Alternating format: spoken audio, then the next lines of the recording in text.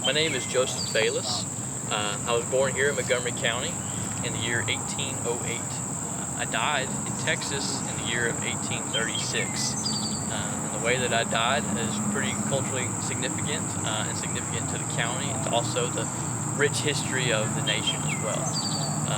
In 1835, I made the decision to take some of my other friends with me, some Tennesseans, some Kentuckians, to go to Texas. We wanted to venture, we wanted to buy land, and several of our friends, including Herbert Kimble, decided that we could buy land at 4 cents an acre. Sounded like a good idea. So I was more interested in the adventure part, and I ended up finding it while I was there. On the way there, we met people like David Crockett. When we got to the Alamo, we had enlisted as soldiers of the Republic of Texas, and we had pledged allegiance to the Constitution there that was drafted. We fought in the Mexican Army. We ended up dying there as well. It was after 2 weeks of battle that we had fought in the Mexican Army. It was on March 6th of 1836 that the final battle had commenced. And it was there that my body was testified by a survivor, being seen on the ground, along with several other Tennesseans and some from Montgomery County as well, alongside David Crockett that had died. But they had died there defending the Alamo. All right, my name is Herbert Kimble. Most people have never heard of Herbert Kimble, but I was born here in Montgomery County in about 1805, and I was an attorney here in Clarksville. About December of 1835, some friends and I got the idea of going to Texas. Some of us wanted an adventure. Myself personally, I was more interested in acquiring land. Land in Texas had been advertised as being vast and extremely cheap. And so I wanted to go and see if the stories I had read in the newspapers were true. And so on the 12th of December, 1835, myself and young Mr. Arch Thomas from Springfield set off on a steamship from Clarksville headed to New Orleans. Along the way, we met up with some prior acquaintances of mine, one of them being young Mr. Joseph Bayliss over there, also from Montgomery County. We met up with Daniel Cloud, William Fauntleroy, and Peter Bailey from Logan County, Kentucky. Mr. Joseph Washington from Robertson County. And finally, in San Augustine, Texas, we met up with an old friend of mine, Mr. Micajah Autry, who lived over in Madison County, Tennessee. And so the 8 of us, we were traveling on to Texas, again for varying reasons. Outside of the town of Nacogdoches, Texas, we met up with former Tennessee Congressman David Crockett and his nephew, William Patton. Now, when we set out for Texas, we didn't intend for there to be a fight of any kind. That wasn't our purpose in going. But it was in Nacogdoches that we realized that things had changed, that the people of Texas had now become fed up with Mexican authority, and they were intent to declare their independence from the Mexicans. Can you believe that? They walk in sick, they need to get help, and they walk out sick because I'm a woman. Well, in order for a medical practice to be successful, you have to have patience. And we really didn't have any, so the practice kind of failed. So did the marriage. Then the war happens, and they needed surgeons. They needed medical doctors to treat the troops. And I thought, just might be. I marched right down to the recruiting station and I said, I'm here, I want to volunteer. Sign me up. No. Why not? You need surgeons and medical doctors to treat the troops. No, you're a woman, we don't accept women. But I'm willing to go. No, you're a woman. Go back home and make dinner. Not me. They won't take me into the Army like they should. I went down to Virginia. Volunteer doctor here. Lots of bleeding, wounded men around. Who's going to tell me to go home? So I stayed there and I treated troops on the battlefield. I treated civilians around. I went to major battles all over the place.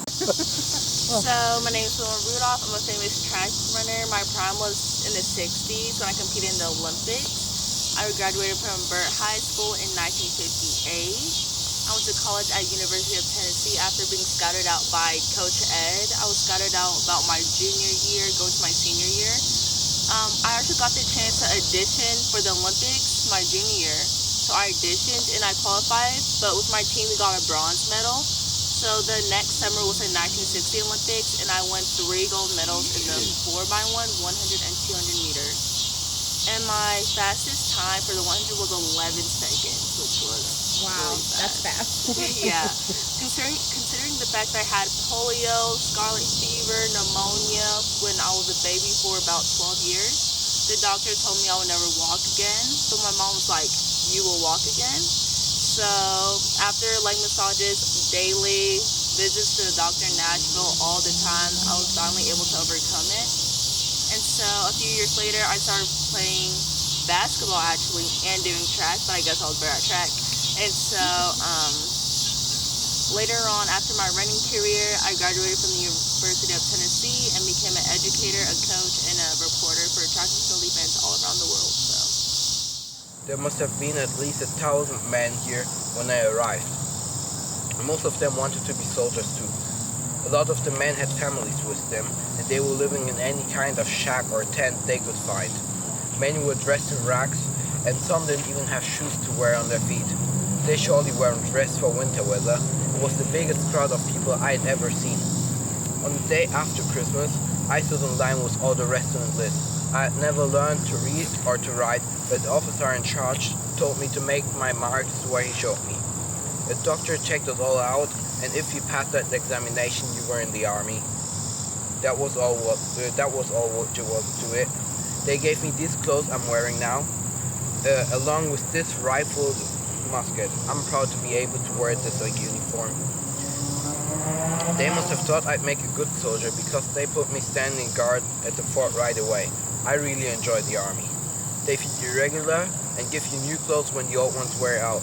Plus, they pay me $7 a month. They put me in the hospital here at the end of February. The doctor said I had a bad case of the measles. I had to rest or I might die.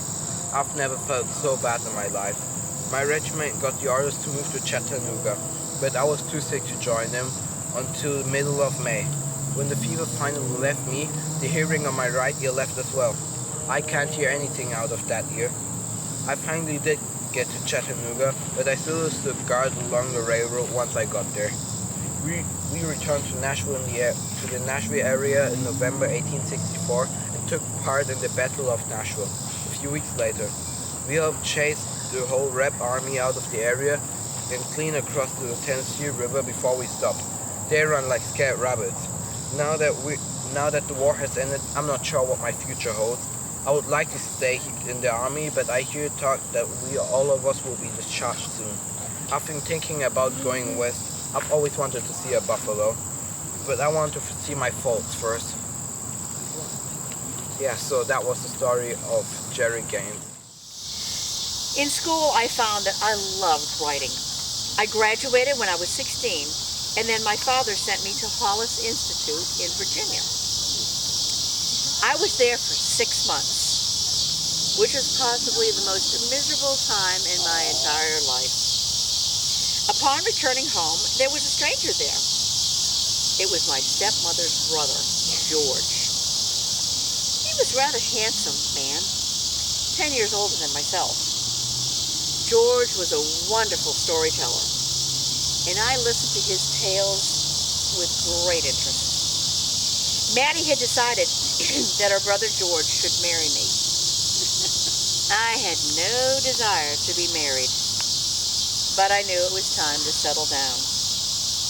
I married George Gilmer in 1882 and began a marriage that would never be termed blissful. George went to work for the Merriweather business, which made plows, and then moved around Tennessee in other jobs. My health was declining, and George made very little money. I hadn't done any writing since my school days. When I was 25, I began sending stories to newspapers in Nashville, Atlanta, and New Orleans. These came back with regrets. I continued writing as this helped me escape from the unhappiness in my life. Soon my works became published. I was excited to see my name in print. When I went by E.M. Gilmer, so one would know that I wasn't a man, I was a woman. They didn't want to know that. Well, George had many problems, both mental and physical. Even with his problems, I never sought divorce or permanent separation from him. It didn't take long before his condition began to pay a toll on my health. My life was hanging in the balance. My parents took me to the Gulf of Mexico, the Gulf Coast of Mississippi. That was a long way. To recover from what would be considered today as a nervous breakdown. Little did I know that my career would actually begin in that little cottage at the Gulf Coast. Vacationing right next door to us was the owner and editor of the New Orleans Picayune, Mrs. Eliza Jane Nicholson. I first used the pen name Dorothy Dix in 1896 for my column that ran a daily Picayune newspaper. I just liked the name Dorothy, and Dix was in honor of an old family slave named Mr. Dix, who had saved our family silver during the Civil War by hiding it from the Yankees in the family mausoleum. I began writing a Sunday advice column for women under the title Sunday Salad. The column was a remarkable success, and in short time, I was promoted to editor of the women's department and assistant editor to the Picayune. In 1901, I was offered a position with the New York Journal by William Randolph Hearst.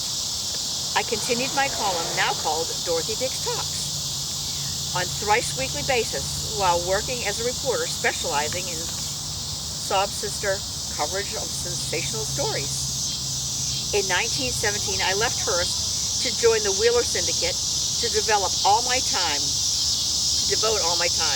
in the column. Publishing 6 times a week now, I began devoting half the column to print actual letters from readers seeking my advice. At the peak of my popularity, I was receiving more than 2,000 letters a week from my readers. By 1940, my column was being printed in 273 newspapers, read by an estimated 60 million people in the United States and abroad. Oh, and I also published several